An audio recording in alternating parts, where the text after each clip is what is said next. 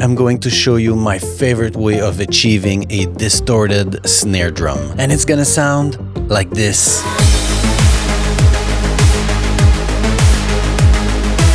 I like to use this technique for dark synth, synthwave, dark electro, industrial, but it can be used in pretty much any style of music. So if you want to know how to add grit and power to your drum beats, hit the subscribe button and stick to the end.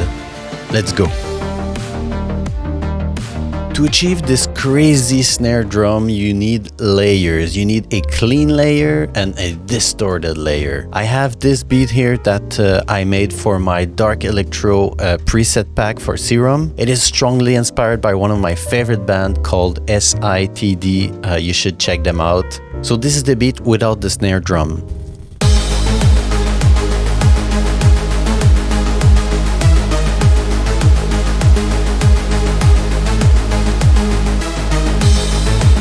So we're gonna start by our first layer, the clean layer. This is gonna be our attack, the transient of the snare. This is also gonna be the layer that you don't really hear it in the mix, but is really important to have it. So I have this snare drum here that I took on Splice. It's a pretty classic dubstep snare. It has a lot of transient. Since this mix is really busy left and right, it's really full, we're gonna put it right in the center. So we're gonna use a stereo imager. And I'm gonna turn down all the knobs down to 0 because I want it dead center. Then I added an envelope shaper, just to add a little bit of transient. 2.2 dB. Nothing crazy. So this is it for our first layer. Basically, you just need to choose the right sound for the right track. Second layer, this is where the fun starts. I have this 909 clap here. And this is where the secret is. You need to use distortion and reverb, and the order that you use it is really important. You need to put your reverb before your distortion. So I have my reverb here.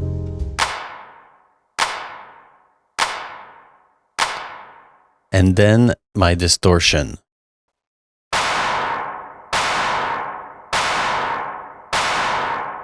So this is with the distortion before. I'm gonna show you with the distortion after.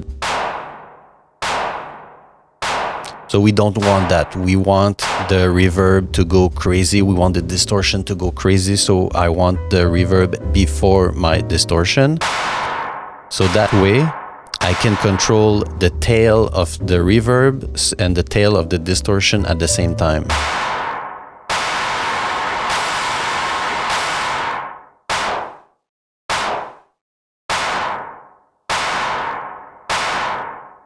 It gets really busy, so we have to add some more plugins. So we're gonna start with the EQ. So I'm cutting off all the low end because with the distortion, it creates a lot of unwanted frequencies.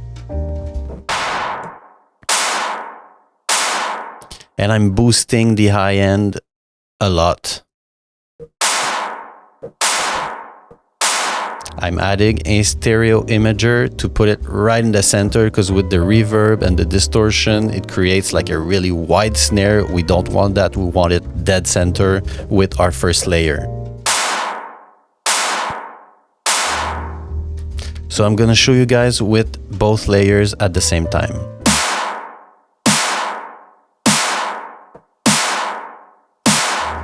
And then, final touch, I added a little bit of reverb on my distorted layer. That's with. That's without. So I'm gonna show you guys with the rest of the mix, and also I'm gonna play with the reverb so you can see the difference.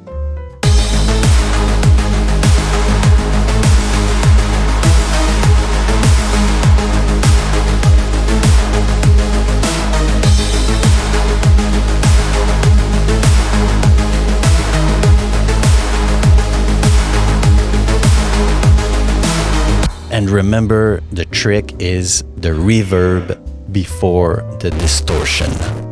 Have fun. So this was my favorite way of making a distorted snare drum. So take this technique, apply it to your own style, make it your own. I hope that you guys found this video helpful. Also, if you're interested in playing with the template, it's on my Patreon page. All the presets that you heard are available on my website. The link is in the description. If you have questions or feedback, feel free to leave a comment below. Thanks for watching. See you in the next video. Ciao.